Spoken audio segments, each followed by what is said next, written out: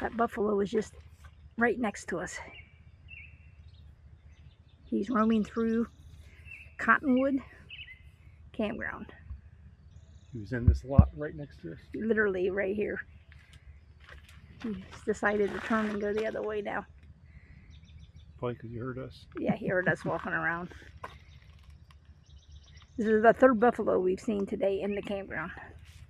Okay, we are having 40-mile-an-hour wind, so we had to take the kayaks off. It's literally pushed the kayak holder clear over on my side. We have the kayaks in the back here.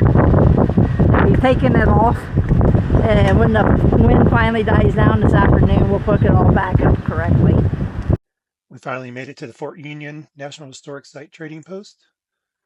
And this was a scale they used to weigh bundles of furs. Okay, look at the wind. I don't know if you can see that dust bowl is from the wind.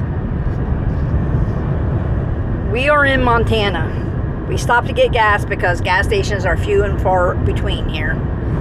And while we were getting gas, the wind from the back whipped around and it literally ripped the air conditioner cover off the top of our camper. So it's pretty much trash. So that's the new thing that has happened. But we're basically having a dust storm now because it's so literally.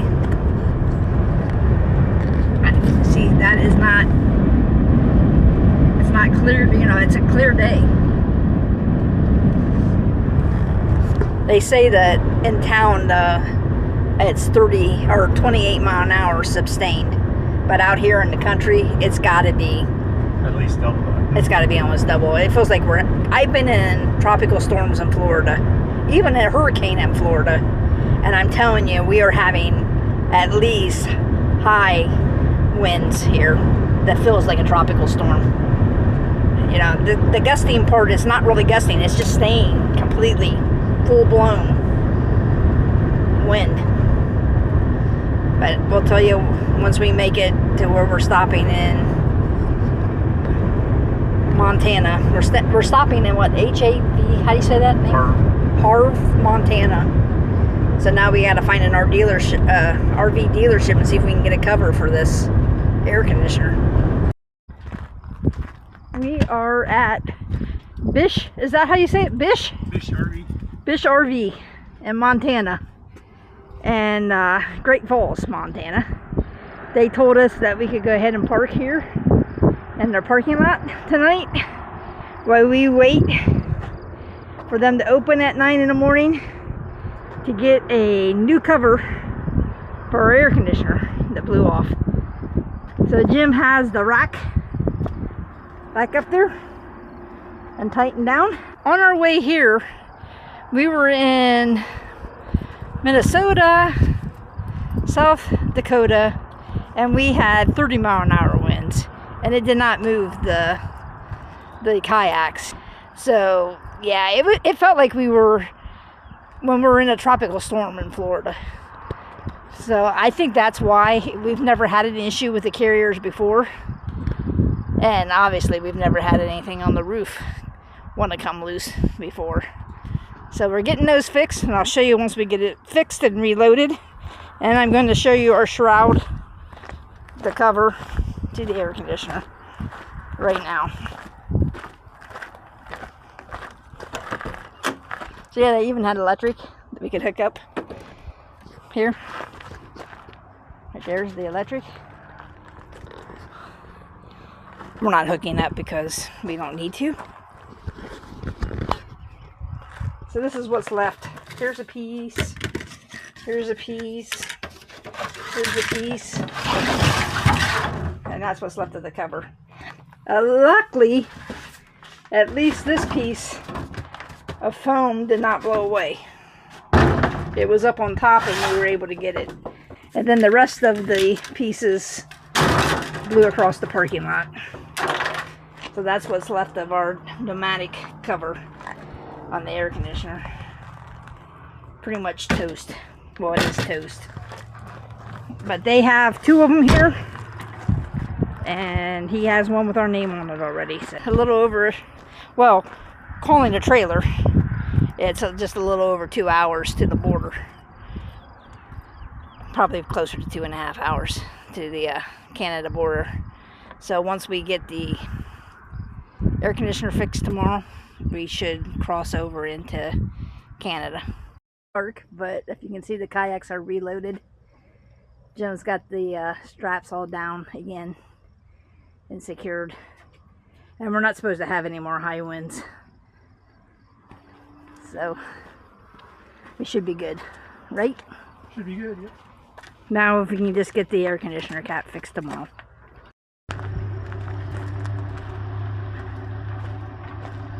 Jim's up there replacing the shroud. Isn't that what it's called, a shroud? Cover? Hey, what's that thing called that you're replacing? The shroud. That's what I said. They left him in early. At least 5-6 minutes early. He was able to go in and get the part. They were pretty nice in there. They left us stay all night here for free. Once he gets that fixed, we have a 2.5 hour ride to the border. It's less than 2 hours if you go the speed limit, but the speed limit's anywhere from 65 to 75 here. We have an update on the weather that we went through yesterday. Jim was in talking to the parts guys at Bish's RV, and they said they're in a bigger building, but they said that they thought the roof was going to come in on them yesterday because the winds were so high, and they had heard on the news that they were getting 60-mile-per-hour winds here. And we were up north where the wind was even worse. Yeah, so, we were out of town. Yeah. So we were right. They were tropical storm winds that we were going through. So we normally would never travel with that high of winds, but we really had no protective place because all the way from North Dakota to Montana was having those winds. At least we didn't have tornadoes, and I guess... Right. And no rain. Yeah, and we had no rain. But we had rain 2 nights before that, or the night before. When we didn't have a shroud. Yeah, when we didn't have the shroud. We had no rain. And the funny thing is, the big styrofoam piece, I kept seeing something in the mirror, and I kept saying to Jim, I said, I see something flopping up and down. But he really didn't understand what I was saying. But when we got inspected for the kayaks, we got inspected in South Dakota, and then Montana really gave us a thorough inspection of the kayaks.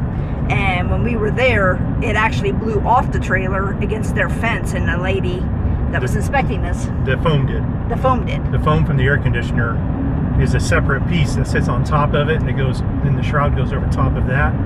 The foam piece is really important though, and I wouldn't have been able to get that here. I would have to buy a whole new air conditioner to get that foam piece. Right. But and it blew off right when we were coming in. Right, and that's what I was seeing in the window trying to explain to him. I even turned his mirror up to see it, but he couldn't see it from his side. I was like, what is that that's bouncing up and down? And sure enough, it was that foam piece, and it blew off right when we were entering that inspection station. And the lady happened to see it and went over and retrieved it for us. Yeah, it was blowing. Just a miracle that all that happened. It was blowing so hard, we were almost standing like crooked to stand out there with the 2 inspectors. There was a lady and a gentleman. But they were super nice. Yeah. And they inspected the kayaks, and they gave us a thorough inspection. They checked for, of course, you're not supposed to have the plugs in, which we don't. We don't have what's those other things in? Stopper things. Scuppers, they're not in. And we have no water. So they even asked us, how long has it been since we had them in the water. In the water, they wanted to know specifically what state, what lake or pond that we were in. And we passed with everything. There was no water in there. And then they also even asked us if it had rained recently. So in case there was rainwater in it, but our kayaks from being on the roof were completely dry. And then they gave us a water safety sticker and then a receipt so that if we get stopped by any other law enforcement in Montana, they know that we're cleared. They also put our driver's license and our phone number, so they gave me a hard copy. But they were so nice. And the guy that was inspecting us, he was from Alaska originally. And his brother still lives up there, and we did a video of him saying hi to his brother because we're actually going to the Fairbanks Auto Museum. Yeah, it's an antique auto museum in Fairbanks, and he works there, and we're supposed to say hi to him, so we did a video with the 3 of us standing there. His name's Willard. Willard, to say hi to Willard. But yeah, it was actually a good experience. Usually it's kind of a pain to get stopped and get inspected, but these people were super nice, and then we also were able to save that styrofoam piece. So Thank goodness. yeah, thank goodness. So we are headed off to the border and see if we have any issues crossing the border, and we'll let you know. We will not record going across the border. They do not like that. Sweetgrass, Montana, where the border. I don't know anything.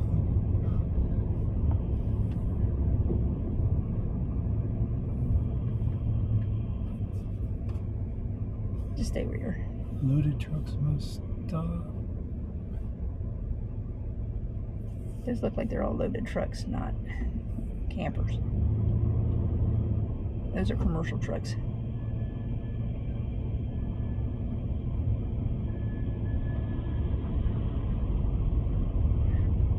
Was there a line you said for? There's a commercial line and there's a Non-commercial. passenger line.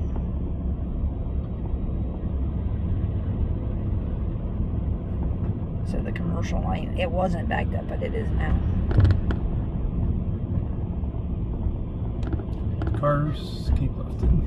Yeah, we're a car. And I'm gonna have to shut this off here in a second because they do not like to be recorded.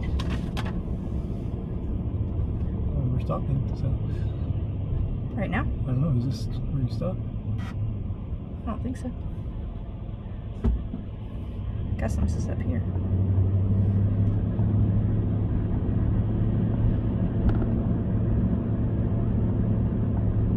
Don't mess with the GPS. It seems to be confused. Up here is the border. See where it has all the little Canadian flags? We're in Canada. It's fairly easy. That tree. There. There you go. Our speed limit is supposed to be 30. We crossed the border, and after crossing the border, well, let's talk about crossing the border. We crossed at Sweetgrass, Montana. It was very nice. There was very little wait. There was one car in front of us. The commercial lane was whacked way up, so we had to go around it, but there was no problem. We got up, took our passport or IDs. His first question was alcohol, and I said yes. We had one bottle, and it was actually hard apple cider. And he asked us if we had beer. We said no. He asked us again if we had beer, and we said no. He asked us like 2 or 3 times if we had beer. Like he was puzzled that we did not have beer. It's Canada. And I said, well, we don't drink beer. Then he asked us if we had any mace, a taser, pepper spray. He did not ask us if we had bear spray. And we said no. Then he wanted to know the last time we had a pistol in the camper was. And that was basically all he asked us. Yeah. He did not ask us if we had eggs, which right now you're not supposed to carry eggs over. He didn't ask us if we had fruit, vegetables, any of those questions. In 500 meters, And merge it was onto that Alberta simple. 2 South. Now, we did have a pew pew. It's a 28-inch type, and we went in and we paid the fee. If you use your American credit card that it's allowed to use in Canada, it was only $18. If you paid Canadian cash, it was $25. But they were real nice in Continue on there. Alberta 2 South for 800 meters. And then from there, we came to Calgary. We actually stopped at Buffalo, was it Smashed Head Buffalo Jump, which is a World Heritage place, and it was $15 unless you're 65 or older, and it was well worth the price. Yeah. It had very interesting about the tribes. They were called Slide Blackfeet. right onto the Alberta 201 West ramp. They're Blackfeet in the U.S. They have different names, 3 different names here in Canada, and it showed how they corralled the buffalo. Continue for 1 kilometer. And pushed them in to this, made them jump off the cliff, and then they used all of the parts of the buffalo. So, and when they were digging it up, they found out that it had been going on for over 3,000 years that they had been doing this. But anyways, it's a very interesting place if you want to stop there. And then we stopped at a Walmart right before we came into Calgary. Right there's where we stayed last night. Continue for 2 kilometers. Bass Pro Shop in Calgary. Very nice day. Thank you for watching our video. Please subscribe if you haven't already. Give us a thumbs up if you like this video. We'll catch you on the next one. Yeah, and please leave some comments. That kind of helps the video get seen by more people. So we appreciate In any 400 comments that we meters, get. turn left onto the ramp to Trans-Canada Highway, Alberta 1 West. Thank you.